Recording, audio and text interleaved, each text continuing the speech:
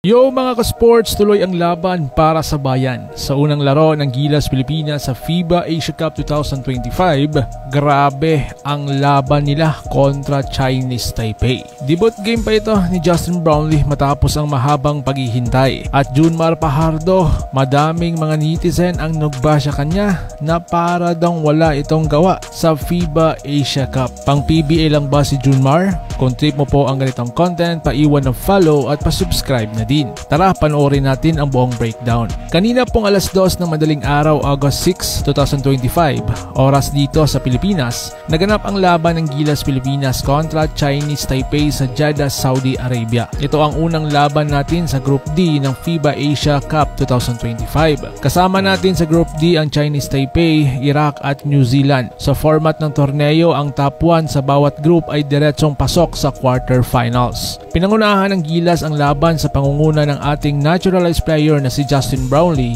na sa wakas ay muling nakapagsuot ng Gilas jersey matapos ang issue sa kanyang eligibility noong Asian Games. Kasama rin sa ating lineup sina CJ Perez, Junmar Fajardo, Dwight Ramos, Chris Newsom, Malonzo at ang Gilas veteran na si Japet Aguilar. Napakatindi rin na suporta ng mga Pinoy sa loob ng arena. Ramdam mo ang init ng pagmamahal sa ating national team. Sa